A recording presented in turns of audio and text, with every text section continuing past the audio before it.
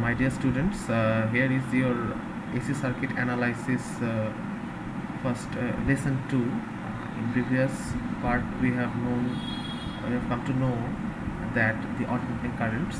Now the basic part of AC circuits. Here you can see there are 5 outlines: sinusoids and phasors, sinusoidal steady-state analysis, AC power analysis, 3-phase circuits, magnetically coupled circuits, and frequency response. These 5 units are important to learn the basic parameter of alternating currents. First of all, we will know about the sinusoids and phasors. What is sinusoid and phasor? Sinusoid is a sinusoidal signal that governs equation, very important equation we will come to know, that is a sinusoid, that is known as sinusoid. You can see here is an equation: Vt is equal to Vm sin omega t, and Vm is the maximum voltage, and omega t is the argument of the sinusoid, and omega is the angular frequency in radian per second. And here you can see another thing, the time period t. Time period t is equal to twice pi by omega, and there's the sketch of Vm sin omega t. You can see that's pretty much the sinusoidal waveform you can see here, and it's also known as a periodic function. A periodic function is one that satisfies ft is equal to ft plus nt, this equation, for all t and for all integers n. That means if we add the period to the time and find it the same equation again by putting this equation, we will get the same value again. That is known as periodic function. And that is the frequency and time period relation. Frequency and time period are inverse relations. Here we can see another equation: omega is equal to twice pi f, and further we can consider a more general expression for the sinusoid: Vt is equal to Vm sin omega t plus phi, where phi is the phase. And let us examine both two sinusoids to understand the basic parameter of it. There are two sinusoids are here. First of all, this sinusoid is V1 and second sinusoid is V2. Both are governed by the same equation sin omega t. That means sinusoidal equations are here, but they are out of phase to each other. In what thing? If phi is equal to 0, then V1 and V2 are said to be in phase, but they are not in phase. There is some delay or advance in two equations. These two equations, the Vm are the same, the maximum voltages are same, but the phases are different. There are two phases. That is the phase difference phi. That means this waveform is advancing to this waveform, and this is a lagging waveform, and there is a leading waveform that we know. So leading and lagging, that's the phi, and for that two sinusoids are in different phase. That means in different time domain or different time. They stayed on different time. Afterwards we will go down and understand the phasor formulas and the relationship between the phasors and sinusoids. Look at it. We will go down towards the phasors. What are the phasors? Sinusoids are easily expressed in terms of phasors, so it is a matter of representation. A phasor is a complex number that represents the amplitude and phase of a sinusoid. My dear students, when we first of all analyze the linear circuits in AC or alternating current analysis, there is one thing come to our mind.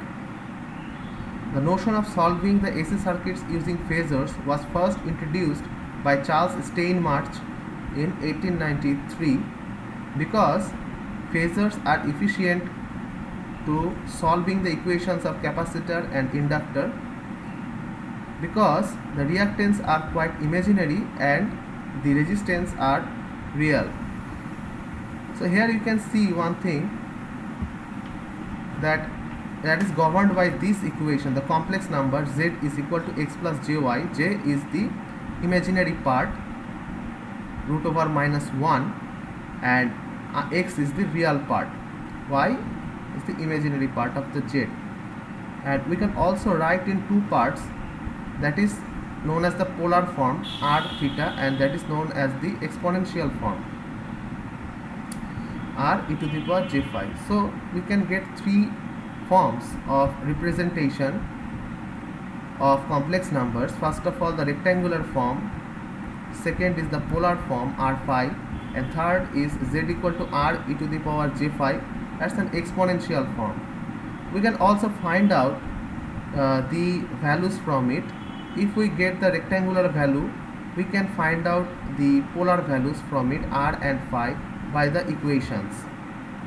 And also we can find out the rectangular parts by this equation, by knowing the magnitude and phase difference. You can see the representation of a complex number in a graphical sketch. There is a real axis that contains the resistor and imaginary axis that consists the inductor or capacitance. If it is plus, that will be inductance. If it is minus, that will be capacitance. The number will be situated here. Both real and imaginary axes are compiled by the complex numbers. And if we draw a straight line between the origin and the point of our complex number, we can find out the magnitude of it, r. And the angle between x-axis is known as the phi, and that is the phase difference in our AC circuit analysis. Let's go on to the another topic, that how we could calculate it through. If we add two complex numbers, keep on mind the real parts will be additive, imaginary parts will also be additive. If we subtract both, the real parts will subtract and the imaginary part will also subtract. In multiplications, that is in one part, that both the real parts will be multiplied and the phases will be additive. In divisions, the real parts will be divided, or the magnitudes will be divided, and the phases will be subtracted. Reciprocal relationship, that means if it is inverse to another complex number, the magnitude will be inverse, the phase will be negative. If it is a square root, we will give it root over r and phi by 2, that means divided by 2. And complex conjugate means exactly the opposite of the complex number that has been given. If it is x plus jy, you could certainly write x minus jy as its complex conjugate, and vice versa. And there is another representation of phasor diagrams. There is another representation of phasor diagram. You can see here that Vt is equal to real part of V j omega t, because that has been governed by the Euler's identity by this equation. Getting down to it, we will get the conversion between these two. That is the time domain representation. That is the time domain representation, and that is the conversion in phasor domain. You have to just convert it to cosine domain. Okay, if it is sine domain, you have to transform it to the cosine domain and just follow this thing. Omega t will be there and phi will be here. Other angles will go through to the phasor domain representations phi, and the Vm will exactly go through to it. So that is the phasor domain representation, that is the time domain representation of continuous time domain AC voltage. Here is another thing to know the phasor diagram showing V. Phasor is one kind of a vector. How the vector will you will calculate? first of all keep on your mind phasor